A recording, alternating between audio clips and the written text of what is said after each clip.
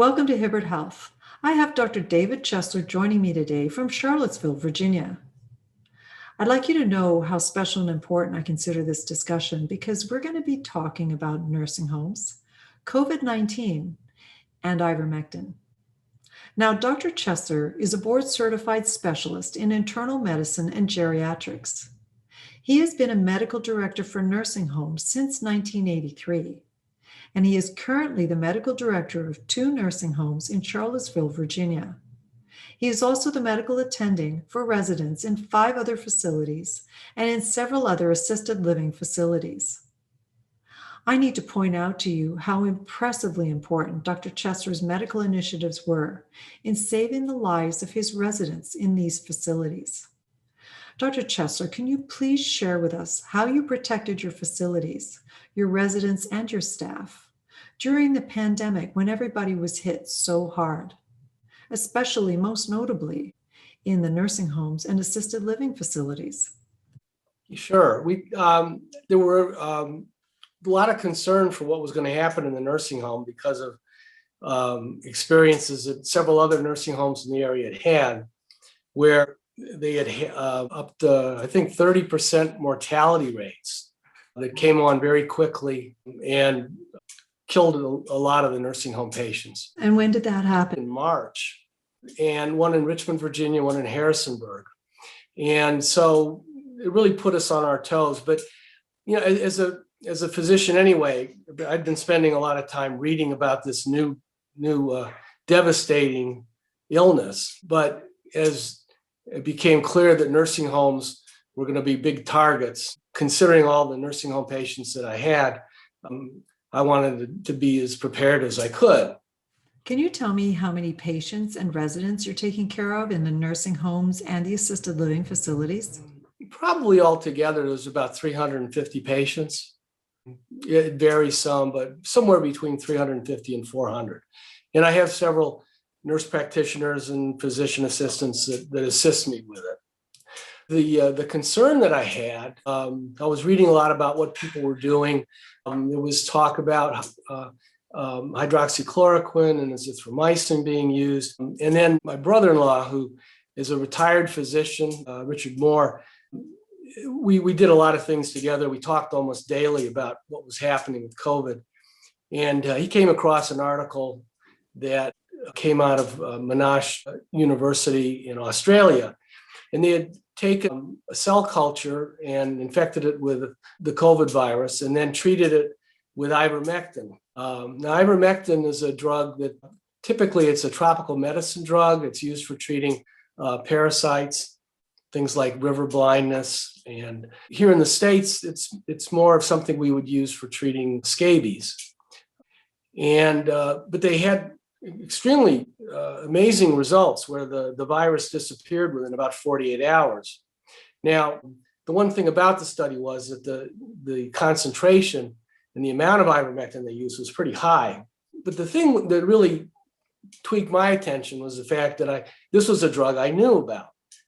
We'd had some really big scabies outbreaks in one of the nursing homes the year before and used it on all the residents. We ended up using on all the residents, all the staff, and then some of the relatives who were frequently coming in to visit the patients. And that's how we finally got rid of the scabies. And I did this in conjunction with a dermatologist and then the health department. But one of the things that I learned about it was that it really didn't seem to have any side effects. It was an extremely safe drug, especially the way we were using it. David, can you review the dosages that you were using? 12 milligrams given, we gave it on day 1 and day 8. And so I was beginning to think, well, maybe this is something that I could try. At this point, all the focus for treating COVID patients seemed to be what to do with these patients who were coming into the hospital who were in horrible respiratory distress, and whether to use respirators or not use respirators, positioning, all sorts of things. But statistically, about 80% of people that would get COVID, not much would happen to them. And there just didn't seem to be a whole lot of attention to what you could do to maybe help the other 20% so that they didn't end up getting so sick and ended up in the hospital and maybe losing their lives, which unfortunately a lot of people were starting to do. There really wasn't any standard of care at this point for treating outpatient COVID, other than rest and fluids and Tylenol, just first aid medicine, really. And then if you get sick enough, then you go to the emergency room and then hope that you survive that. For me, that just didn't seem to be, seemed to me that there had to be something more that we could do. And you had nursing homes not too far away from your facilities with significant deaths. Oh, yeah. Yeah, there were two in particular, and they had about a 30% mortality rate. So I decided that if and when one of my facilities that I worked with had COVID, that I would go with ivermectin. I didn't want to do anything to harm the patient. So I needed a regimen of treatment that could potentially help, that would make sense that it might help, but then not do any harm. And so I chose ivermectin. I decided to use the same dose that I was familiar with, the azithromycin as well. And in addition to that, I used vitamin C, vitamin D3, and zinc, and then a blood thinner, an injectable one called Lovenox. And we added that because we were getting a lot of reports. This is in April now of 2020, a lot of reports of people having problem with blood clotting that seemed to be part of the COVID syndrome. In the second half of April, sure enough, one of the nursing homes that I'm active in came down with a COVID outbreak. This was at a time when it was hard to get PPE. It was hard to get testing done very easily. We're able to test the first 9 patients that seemed to have some symptoms. And as soon as we got the results back, then we put everybody on that combination, that regimen of medications. So at that point in time, you wait for the patient or resident to test positive for COVID before you put them on the ivermectin? Right. I never thought, I never had any thought of doing anything prophylactically. Mm-hmm. But once I started that, I decided I would put actually everybody on the vitamins and zinc regimen, but I held off on the ivermectin and the blood thinner and the azithromycin. So we got that started, and that first group did really well. There was one fellow that I had to send to the hospital who was just having horrible diarrhea, but not any respiratory problems. But then the remaining residents, by the time we could get them tested and actually get the results back, it was about 10 days. And that was one of the lessons that I learned with this first facility was really important that the regimen got started as soon as possible. Well, it turned out that even though we had the delay, nobody ended up having severe respiratory problems. I mean, a lot of people ended up on some low flow oxygen, and a few people received some steroids, but we didn't see the severe stuff that would necessitate them going to the hospital. We did lose a few folks who were older people, really towards the end of life. They were already on hospice.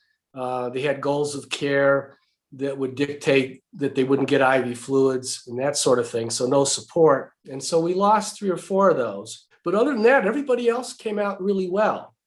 So the nursing staff was really pleased. I was pleased. And the nurses were great at getting people to stay hydrated. Now, all of your residents got COVID. How many of your staff got COVID? Right? All the residents did, probably a third to a half. The staff got COVID. So big challenge. It was a challenge keeping enough staff there to take care of the patients. Stretching the PPE back then must have been a huge challenge.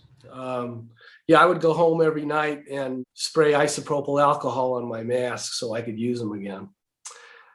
Yeah, it's a lot better now, fortunately.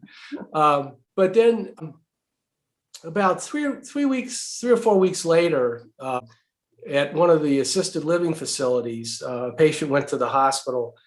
We thought with either pneumonia or a urinary tract infection, and they were pretty sick. Well, it turned out they had COVID. So now all of a sudden we've got a second facility with a COVID infection. The National Guard actually came in about 3 or 4 days later and did a round of testing.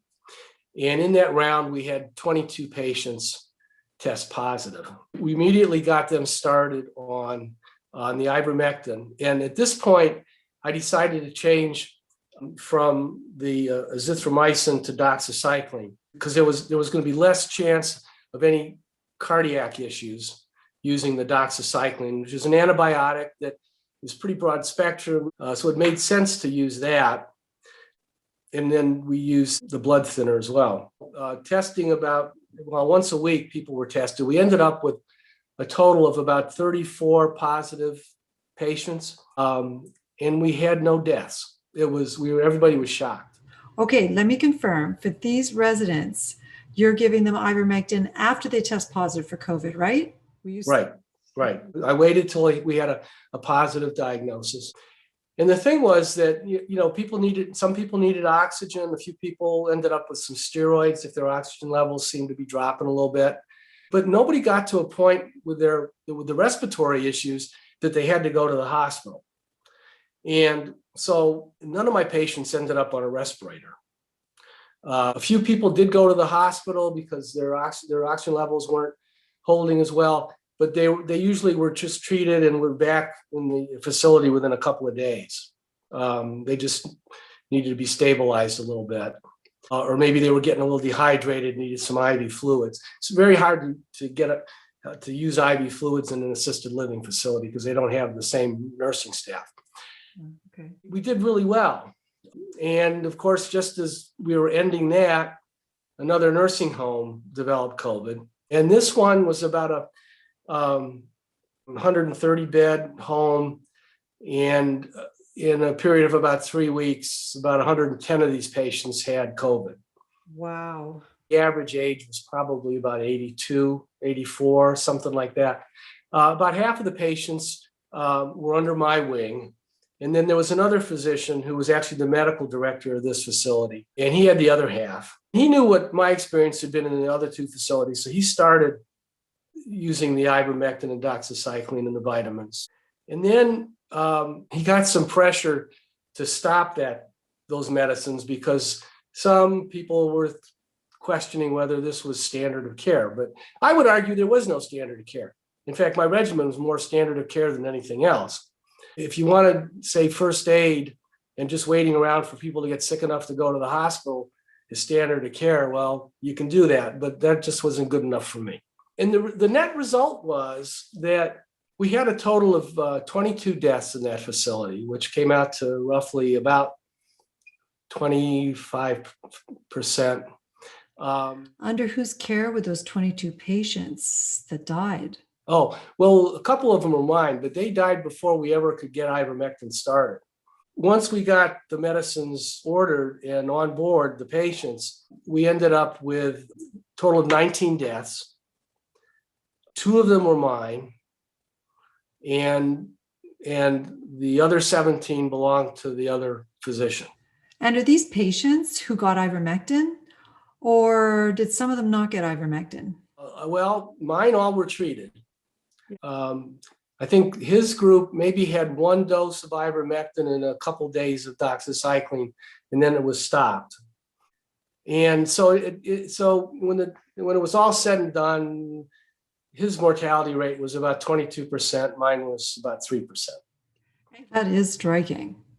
Now, can you go over your regimen compared with the other doctor? Because the other doctor gave 1 dose of ivermectin with a few days of doxycycline, correct? How does that compare to your regimen? They got one dose of ivermectin and maybe 3 days of doxycycline. And your patients got how many? We got ivermectin they got at least 2 doses of ivermectin. Now, it turned out that when I saw how rampant the COVID was coming through this facility, finally at one point, I decided I was just going to start the regimen. I wasn't going to necessarily wait anymore for everybody to give me a positive test. So there were probably about 20% of my patients actually started the ivermectin before they got their positive test, probably by about 3 or 4 days. What seemed to be so important was getting the medicine started early. Yes. And that was in July of 2020. We had one other outbreak in that facility of probably 11 or 12 patients. Of course, these were people who were new, and this was before the vaccines came out, and we didn't have any deaths. And we used the full regimen, we both did, but they had a lot of staff come down with COVID. Then after that, there was this one small facility, assisted living. We had 9 positives there. We had 2 deaths, but they were people who were on hospice and had actually stopped eating 2 weeks before they ever had COVID. And so we expected them to pass anyway. The other ones all got through it. And these were all, again, very debilitated folks. A lot of them had fairly significant dementia. Fortunately, I never had COVID in more than one building at a time. So it made it a lot easier to focus on what was going on. But then the next 2 were facilities where I'm actually the medical director. And one facility had 28, we ended up with 28 cases, treated them all the same with the ivermectin on days 1 and 8, the doxycycline, which was 100 milligrams twice a day for 10 days. And then the vitamin C, the vitamin D, and the zinc. And actually all the staff in those facilities took the vitamins and the zinc as well. Of the 28, we had no deaths. There was only one person that we sent to the hospital because her oxygen level started to drop. It turned out it was more a problem with her heart failure. And what time frame are we talking about with this facility was middle to late August. Okay. Then the next facility, which was about 120 at that point.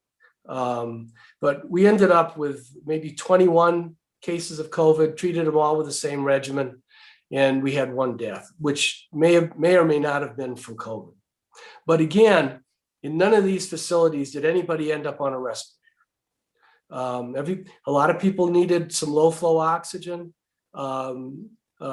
If they got wheezy, if the oxygen levels started to drop a little, I added dexamethasone, which is a steroid. The biggest problem that I found with these older people was they lose their appetite, nothing would taste good, and the hardest part in caring for them was keeping them hydrated and keeping nutrition going. And it was really common to see people drop 10 to 15 pounds during the course of their illness. Can you explain a little more about what you mentioned a moment ago about losing 1 patient? However, none of your patients required a respirator. Is that because this patient didn't get an opportunity to get to a respirator before they died? Or is there another reason for that patient's death? No, the one who died was a fellow with long-standing, very brittle diabetes who had tested positive for COVID. He did not have any problems with respiration. His oxygen levels were fine, and he died. He died in his sleep at about 3 a.m. And so whether he had a heart attack that was related to all his morbidities, or whether it was related to COVID, I don't know. So he might have died with COVID, not from it. But that was the 1 death we had. Thank you for explaining that. And then everything was quiet until December. And then we had one facility in town who somehow it was making it all the way up to the time when we were thinking vaccines were coming out, and they had not had a case of COVID. And then COVID got into this building. And this, one of the things that was a little different about this facility was a lot of the patients got shuffled around. If they were negative for COVID, they got moved into onto another unit, even though their roommate might have had COVID, but they were negative, so they got moved. This was administrative thinking coupled with the health department. And I just felt that there's no wrong or right when you know you got a virus that's this contagious. But anyway, I kind of assumed COVID was going to be pretty rampant.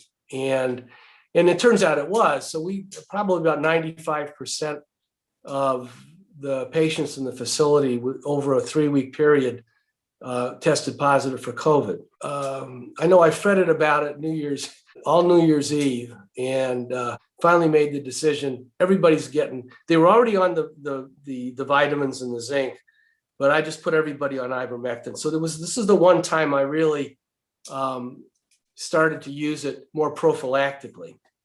And by January 4th, we were getting all kinds of positives. And then I think the 8th was the next testing, a lot more positives. But it turned out we had about 95% positivity. But everybody was treated with the doxycycline, the ivermectin on days 1 and 8, and the blood thinner, the Lovenox. And I was using 40 milligrams a day, given subcutaneously, which is a sort of standard prophylactic dose. So it's not a full anticoagulation. So I really wasn't too concerned that we might have bleeding problems, and we never did. We never had anybody have bleeding from the anticoagulant. And of course, they got the zinc, vitamin D, and C. And now in this facility, there are 4 physicians, and I had, I think I had maybe 39 of the patients, and there was another physician who had another set. But between us, we had about 65 of the patients. And then there were 2 other physicians. And the other 2 physicians didn't want to use the doxycycline and ivermectin because they didn't feel it was standard of care, whereas the other physician joined me. And it turns out that when it was all done and over with, the other 2 physicians lost 22% of their patients, and we lost 3%. And one of them had been dying from lung cancer for about 6 months, and we didn't expect him to have survived a whole lot longer anyway. So again, whether he died from the COVID or with COVID, I don't know, but still counted him. And so we had 3% mortality rate. The other group, 22%. And of course, now everybody's had vaccines, so I'm hoping that we're done with these big epidemics, at least for now. So, regarding the vaccine, how is everybody doing? Have they had their first and second booster? Yes, yeah, everybody has, and they did pretty well. I think the biggest problem was a lot of staff have opted out not to get them. A couple of the homes made it a mandatory condition of employment. That cost them some employees, but I think all in all, we did really well compared to what's happened in other communities. I think the something like roughly 40% of the COVID deaths in the United States are nursing home related. You know, I had I think the counts over 250 patients that I've taken care of personally with COVID, using that pretty much the same regimen. It always seemed to work, so I didn't change it. I never had a patient end up on a respirator. We had a few patients that went to the hospital when their SATs seemed to be dropping. Everybody was back in the facility within a couple of days. So I think it was a pretty positive experience from my standpoint. I think it's exceptional, and that's why I'm talking to you today, because I wanted to know what you did, how you did it, why you did it, and what your results were. And your results are outstanding. The one thing I would make one point, that in that 7th facility where I actually started using the ivermectin prophylactically, I held off on the doxycycline until they actually tested positive. And I added that and the blood thinner when they actually had tested positive for COVID. But I did start everybody on ivermectin in advance. I think it really made a difference. Yeah, it certainly proofs in the pudding. It certainly is. And thanks for clarifying about your protocols when you're using the ivermectin prophylactically, to point out that the doxycycline and other medications start after the patient is diagnosed as COVID positive. That's helpful to know. Thank you. And your patients are all doing well, or you're not patients anymore? They're residents again? They're back. Yeah, they're back to being residents, and they're very happy. I am so impressed with how you handled everything. If only other doctors had the same foresight, inspiration, and knowledge base that you have, we would have had a lot fewer deaths, especially in the nursing homes. Nevertheless, moving forward, now we have the vaccines. And with a drug like ivermectin, patients with early symptoms of COVID, we can treat them and get them better and then help them get vaccinated. Right. Yeah, I think the hardest thing is getting the medical community on board. Some people are really hesitant, but there's more and more data coming from around the world. But there's no question it's been a really confusing time through this pandemic, but we're going to get through this. And it's with information like you shared today that helps us all learn more and move forward. And thank you so much for talking with me today. I'm glad I had a chance to talk to you. David, the care you've shown your patients in your nursing homes is truly commendable. And thank you so much for taking time out of your busy schedule to share your experiences with us. And for those of you who are listening, please subscribe to my YouTube channel so you can have the opportunity to see more videos as they get uploaded on an ongoing basis. Thanks for listening.